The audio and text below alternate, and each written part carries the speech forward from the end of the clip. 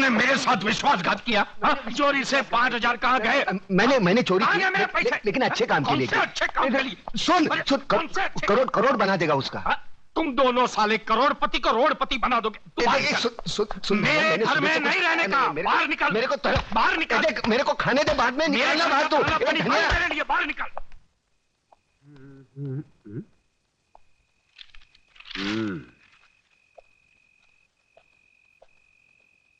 सलाम वालेकुम इस्माइल भाई। राम राम कल्याण जी भाई। कल्याण जी भाई, किसी ने सच कहा है, अगर पेट में दाना पानी ना हो तो रात को नींद उड़ जाती है। तो बे उजड़े चमान सुनाता किसको है? तेरे पास उधार मांगने नहीं आया। लाखों लोग सड़क पर भूखे सोते हैं, एक दिन भूखा सो जाऊंगा, मर नहीं जाऊंगा। और ज्यादा बकवास मत कर, सर पर 2 छाप बचे हैं ना, वो भी उखाड़ दूंगा। तुझा प्रताप बीड़ी जो ये साला एक बार बीड़ी क्या मांगी, भिखारी समझता है क्या? ये ले, पूरा डाल ले, सवारी खामाव से ले। राख मारा क्या भोग लगे, सुतेला सांप ने जगाड़ी। बीड़ी जो ये,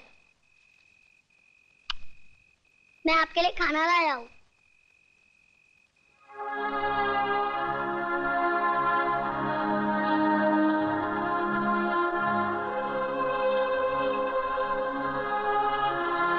तूने खाया?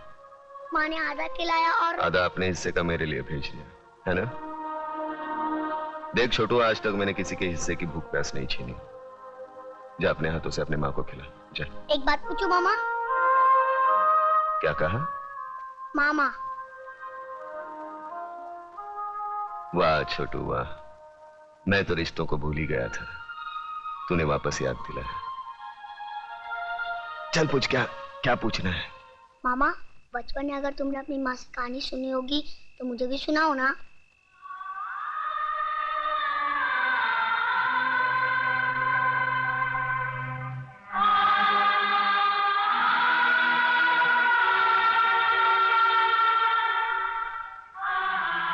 जा अपनी माँ को खाना खिला, जा। सुनाओ ना कहानी। छोड़ो मुझे। चल जा हरामजादी, मैं देखती हूँ तू कैसे नहीं जाती। छोड़ दो मेरी माँ को, छोड़ दो। छोड़ो मुझे। डाल दो साले की जिप में। मामा मेरी माँ को बचा लो। बचाओ वरना लोग उसे उठा के लेके जाएंगे। मामा बचा लो मेरी माँ को, बचा लो मेरी माँ को, बचा लो मेरी माँ को, वरना लोग उसे उठा के लेके जाएंगे। बचा लो मेरी माँ को, मामा बचा लो मेरी माँ को।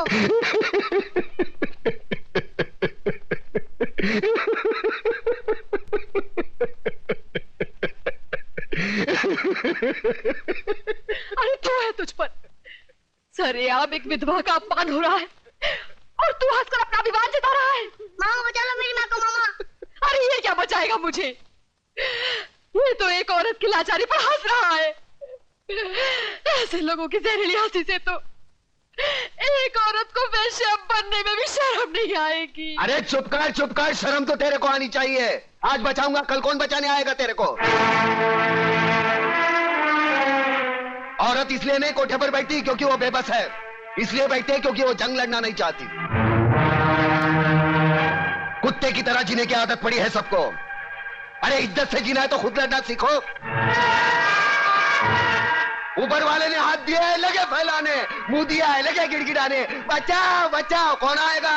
अरे दांत सिर्फ खाने चबाने के लिए नहीं है, काटो उसको। अरे वो डंडा उठा, फोड़ दे उसका सर, हम तमाशा देखेंगे। क्यों कलम वाली भाई?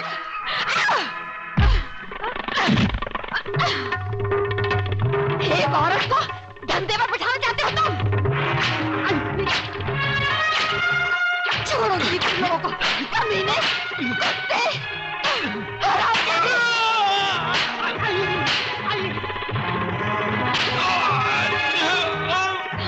बहुत तंग किया तूने मुझे बेचना चाहती थी। अरे मुझे बहुत मारा तुझे मुझे। कल से पानी भरे तो ही जाएगी। मैं जाऊंगी, छोड़ दो मुझे। अरे कहाँ छोड़?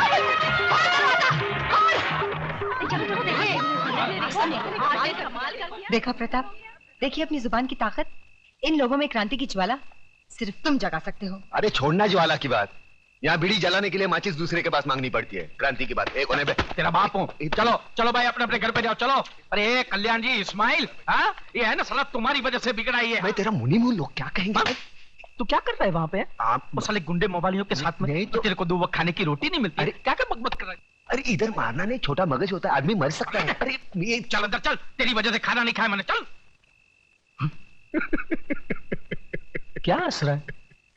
क्या हंस रहा है? तेरा कैरेक्टर मेरी खोपड़ी में नहीं बैठता। अरे नहीं बैठे तो ना सही। तू मेरे को एक बात बता पहले। क्या?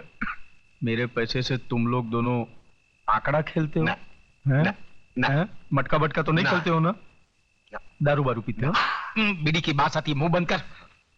बेटे रंडीबाजी तो नहीं करते हो ना? अरे कलम अली भाई, एक बच्चे के साथ कैसी गंदी बात करता है? ऐसी गंदी चीज नहीं करना बेटे। तो फिर मेरी लक्ष्मी को क्या तुमने फिल्म लाइन में डाला है? कंफर्म करोड़, 1 करोड़। चल खाना खा के गाना गाते। तुम मेरी इकलौती बेटी हो ममता, सो मुझे मालूम है कि अगर तुमने कोई लड़का चुना है तो जरूर वो कोई हीरा होगा। वो कोई बिजनेस मैग्नेट है या इंडस्ट्रियलिस्ट? नहीं डैडी, इनमें से कोई नहीं है। तो फिर जरूर वो किसी बड़े अफसर का बेटा होगा, या इनकम टैक्स ऑफिसर का, या कस्टम कलेक्टर का, या फिर पुलिस कमिश्नर का, या मेजर जनरल का। इनमें से भी किसी का बेटा नहीं है वो। अरे वाह, तो फिर जरूर वो किसी मंत्री, डॉक्टर या इंजीनियर का बेटा होगा। हाँ? तो फिर किसकी औलाद है वो? कोई गरीब घराने का है या किसी झोपड़पट्टी में रहता है वो? हाँ। क्या मतलब? शहर के मशहूर बिल्डर योगराज की इकलौती बेटी दुल्हन बनकर झोपड़पट्टी में जाएगी? बिल्कुल नहीं, नामुमकिन है। डैडी, आपने लक्ष्मी नगर का नाम तो सुना होगा? सुना है। शहर के बीचों बीच एक सड़ी हुई झोपड़पट्टी है, वही रहता है ना वो। हाँ। लक्ष्मी नगर का नाम तो ऐसे ले रही है जैसे शहर के सारे रईस वही रहते हो। डैडी, वो लक्ष्मी नगर के मालिक लक्ष्मीदास जी का बेटा है। क्या? क्या? अपने लच्छू का बेटा है वो? लेकिन तू तो कह रही थी झोपड़पट्टी में रहता है वो। अरे बेटी, वो लक्ष्मी नगर का मालिक है, मालिक। वाह बेटी, मैं तुम्हारी पसंद की दाद देता हूँ। यूं समझ लो तुम्हारी शादी पक्की। मैं कल ही जाकर लच्छू से बात करता हूँ। अब तो तुम खुश हो? Thank you daddy, thanks.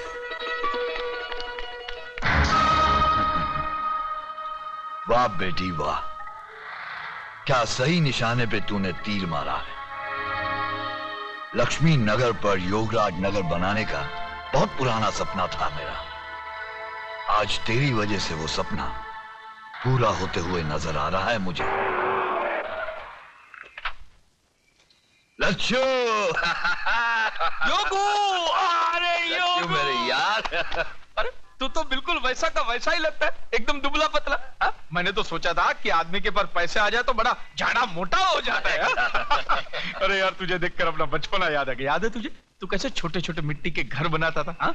और आज शहर की ऊंची ऊंची बिल्डिंगें बनाने वाला योगराज बिल्डर। अरे बातें छोड़, ये ज्ञानचंद जी हैं। अरे ज्ञानचंद के ज्ञान के बारे में तो मैं बहुत कुछ सुन चुका हूँ। तुम्हारे कारोबार का काला सफेद कोई भी काम इनके ज्ञान के बाहर थोड़ी है, आके नहीं। कंगी अंदर अंदर को, बहुत बुरी आदत है इसकी। आइए आइए, आओ आइए, बैठिए आइए। हाँ तो भाई साहब बोलिए, क्या पियेंगे, गरम ठंडा? कुछ नहीं। मैं ओवल्टीन पीऊंगा। नहीं, वो घर में नहीं है। ये एक और बुरी आदत है इसकी। देख लच्छू, हाँ। तू तो मुझे बचपन से जानता है, मैं घुमा फिरा के बात नहीं करता। बराबर। देख, तेरा एक बेटा है, हाँ। मेरी एक बेटी है। हाँ।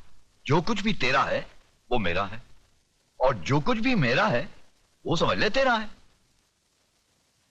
यानी तेरा जो कुछ भी है वो मेरा है? हाँ। वो कैसे? सीधी सी बात है लच्छू, मेरा सारा माल मेरी बेटी का, मेरा मतलब है शादी के बाद तो दामाद का ही हो जाएगा ना। देख भैया, ये तो लेन देन की बात करेगा तो तेरी मेरी नहीं जमेगी। ये लो। इसलिए मैंने अपने बेटे को पहले से ही घर के बाहर भेज दिया है। अरे यार, तेरी बेटी मेरी बेटी जैसी है, एक साड़ी में विदा कर देना, मुझे दहेज में फूटी कौड़ी भी नहीं चाहिए, समझा? वाह। नहीं। और दिन रात एक करके जो मैंने दुनिया भर की दौलत कमाई है वो किसके लिए? मुझे नहीं मालूम। देख, मैंने तो फैसला कर लिया है, 1 करोड़ नगद मैं ममता को दूंगा ही। 1 करोड़ नगद? 40-50 लाख रुपए के गहने हैं, और फिर एक छोटा सा बंगला 3 करोड़ का। ये सब मैंने अपने बेटी के नाम कर दिया है। 40-50 के गहने मतलब 1.5 करोड़ और 3 का बंगला 4.5 करोड़। बाकी उसके बैंक के खाते में कुछ 2-3 करोड़ रुपए तो जमा है ही। अब बाप बनकर मैं उस पर नजर थोड़ी ना रख सकता हूँ। 3 करोड़ का तो बैंक बैलेंस, 7.5 करोड़। अब जिंदगी भर दूसरे लोगों की शादी पर पैसा मैंने बांटा।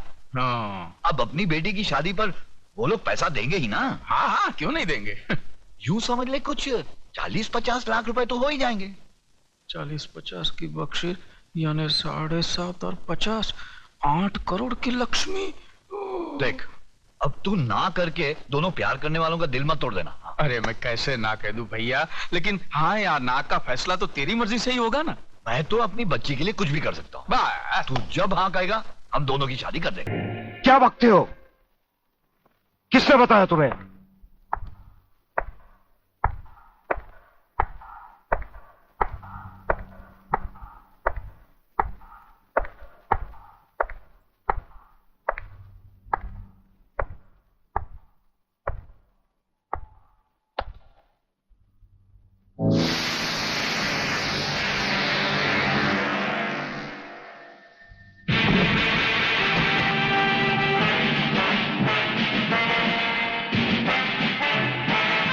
कुछ ही देर पहले तुम जेल की कोठरी में बंद थे, फिर वहां से निकले कैसे?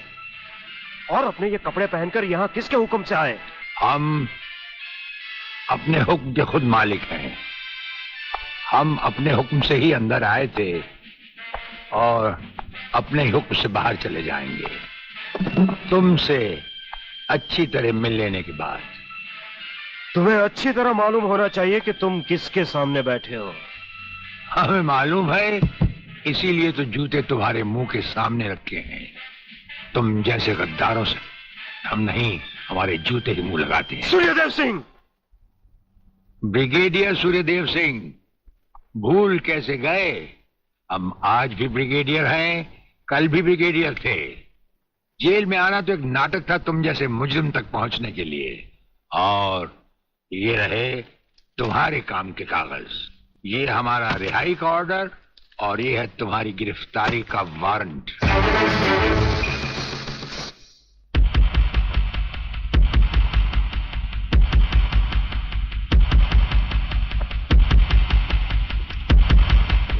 याद करो वो दिन जब तुमने ये वर्दी पहनने से पहले एक कसम खाई थी।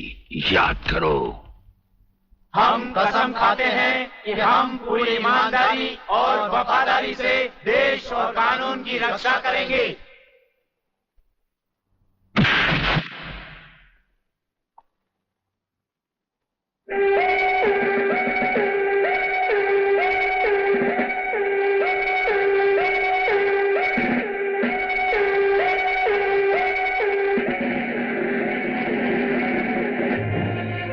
इन नंगों की बारात में ये वर्दी वाला दूल्हा नहीं जाएगा वागले। इसके भी कपड़े उतार डालो।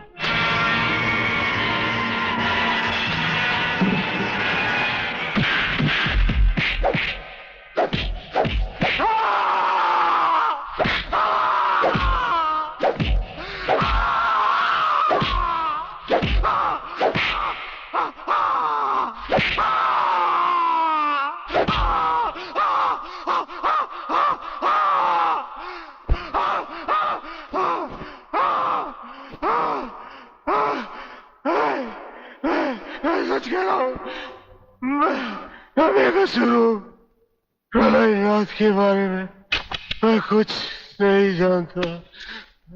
बेहोश होने से पहले 3 बार, होश में आने के बाद 3 बार तेरा इसी तरह इलाज करता रहूंगा।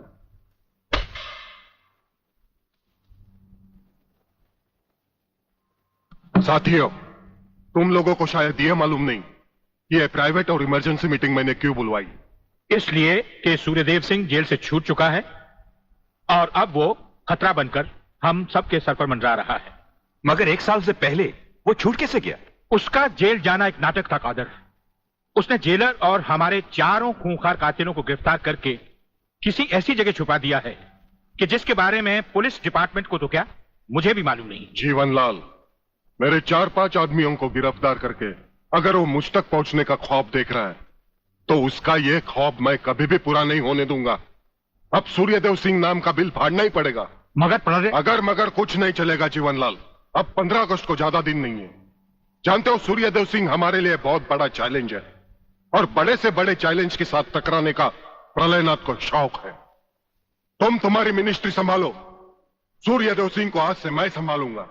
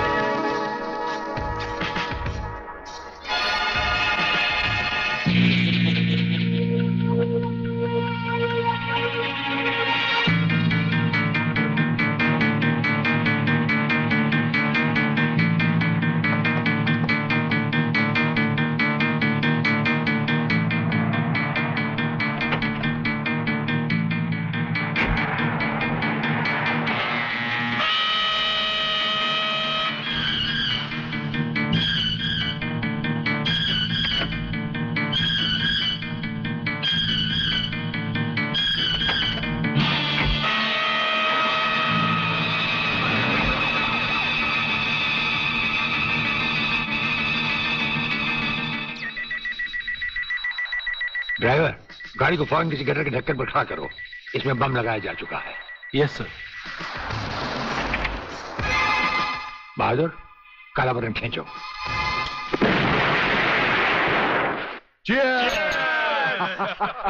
पियो, आज जी भर कर पी लो।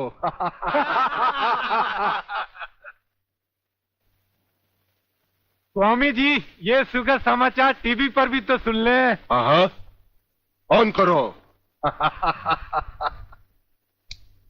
सदन के दोनों पक्षों ने इस हत्याकांड की तीव्र आलोचना की।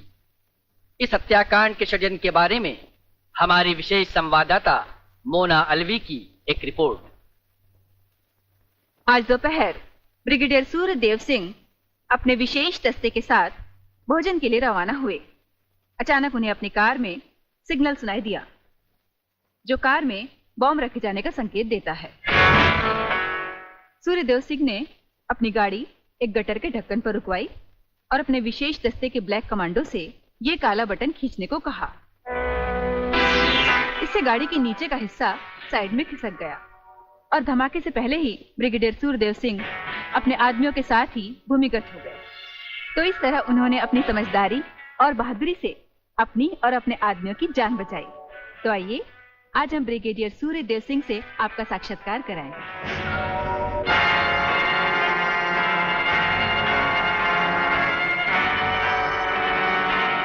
ब्रिगेडियर साहब, क्या आप हमें बताएंगे कि इस साजिश में किसका हाथ है? हाँ, हाथ होता तो कभी का काट चुके होते हम। ब्रिगेडियर साहब, आप हमारे दर्शकों को बताएंगे कि इन देशद्रोहियों ने आप पर हमला क्यों किया? जाहिर है कि हमें जीवन दान देने के लिए नहीं, हमारी जबान भी हमारी गोली की तरह दुश्मनों से सीधे बात करती है, टीवी पर नहीं।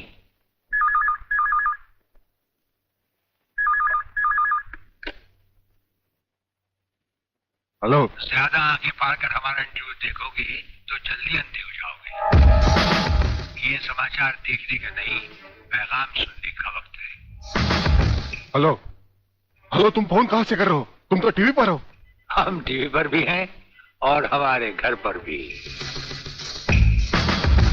गेंडा स्वामी, ये टाइम बम का खेल हम तब से खेल रहे हैं जब तुम्हारे बाप दादा अपने बालों में खिजाब लगाते थे।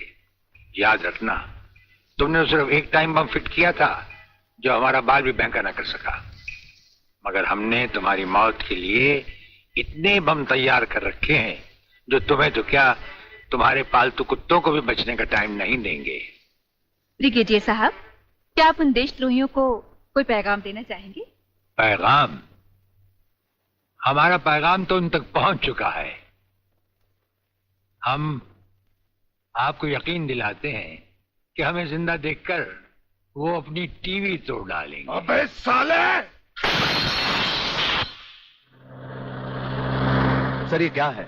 इतनी देर से गाड़ी चली जा रही है, आप खामोश बैठे हैं, बता नहीं रहे हम कहाँ जा रहे हैं, कौन से मिशन पे जा रहे हैं?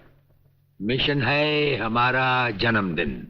अरे हमारी राजपूताना रेजिमेंट हमसे बहुत प्यार करती है वागले, और वहां के कुछ जूनियर और सीनियर अफसर मिलकर हमारे जन्मदिन को बड़े शौक से मनाते हैं। वो रेजिमेंट कहीं भी हो, हमें वहां जाना होता है, और साल में एक दिन जिंदगी के गम और फर्ज भुलाकर उस रात हम नाचते हैं, गाते हैं और सरूर में झूमते हैं। Very good, very good. लेकिन सर मैंने आज तक इस बला को मुंह से नहीं लगाया।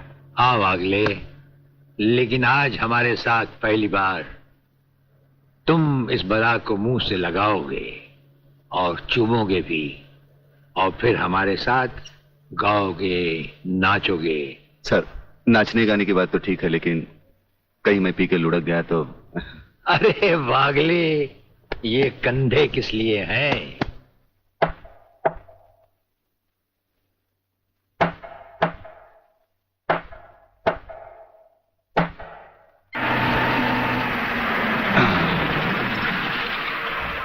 अरे तू काय को उछल रही है?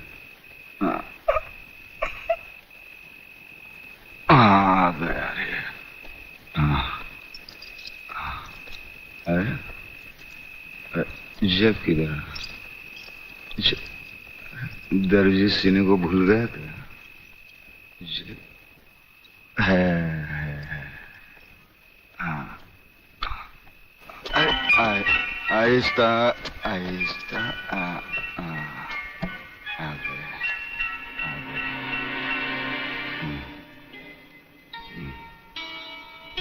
अरे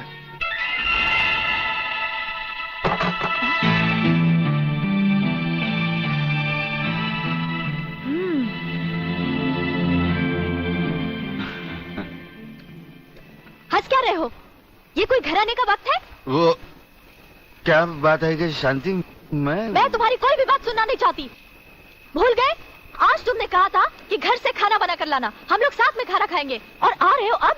वो बात हमने जानी है ना, जानी। ये क्या? तुमने दारू पी रखी है? तुम दारू भी पीते हो? वो बात ये है कि शांति, अरे तेरे झुमके कितने मोटे। खबरदार अगर मुझे छुआ तो। मैं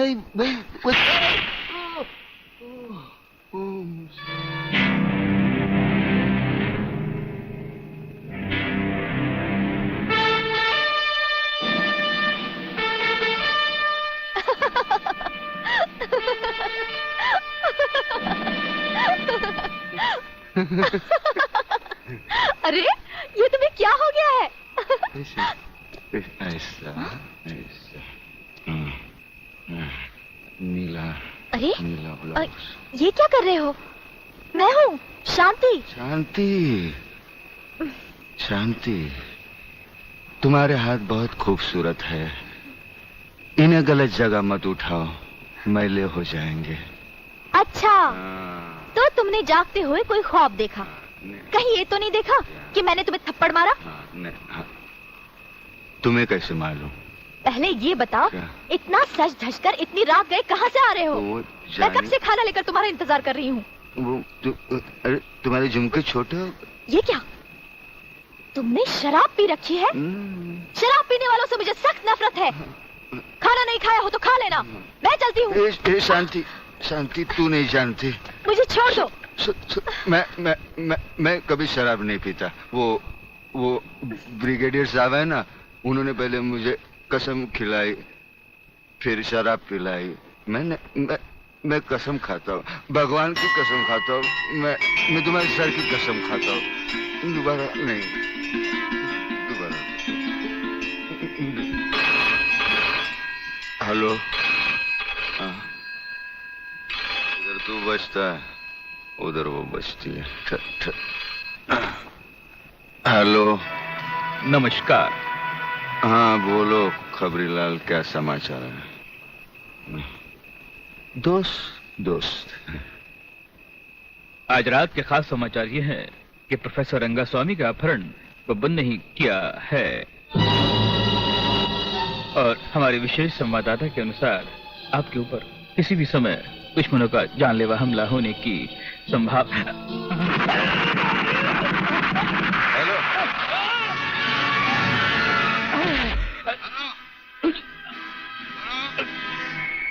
खबरीलाल के अंतिम समाचार प्राप्त हुए। हेलो, हेलो,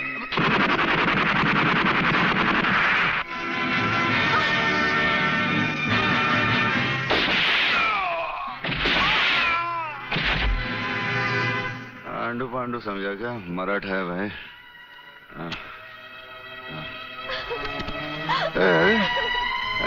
चल चल चल, खाना लगा, चल खाना लगा, चल। गुदगुदी होते हैं।